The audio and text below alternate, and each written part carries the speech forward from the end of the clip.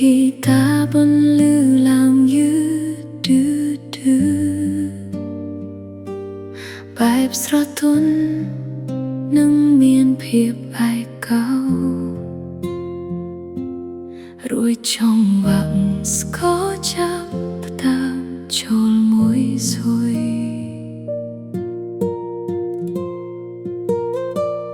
ពន្លឺភ្លើងរាត្រីចាំងជុំកាយឧស្សា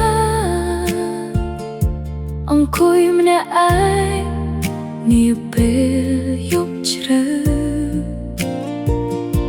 សំឡេងតន្ត្រីបន្លឺដាស់ដានរឿងចាស់ដែលរូបអូនបានសល់ទុកឲ្យមុនពេលចាស់ចេញទៅផ្សែងបារីហុយសំពងកាត់មុខស្រពន់ព្យាយាមបំភ្លេចតែរឹតតែចាំស្នាមញញឹមចុងក្រោយនឹងពេលលាគ្នា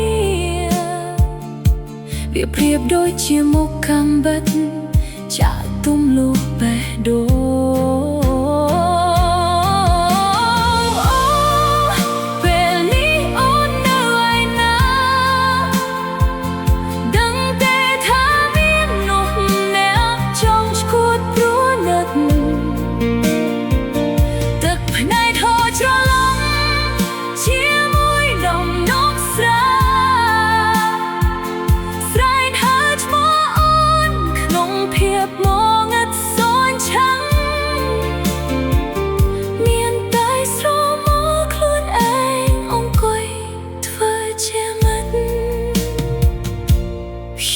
ត្រជាក់បកមកប៉ះនឹងកាយា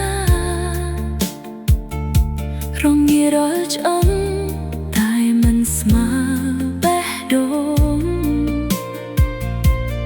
ដែលបាត់បង់កំដៅពីមនុស្សធ្លាប់ស្រឡាញ់គ្រឿរស់ក្នុងពិភពឯកោ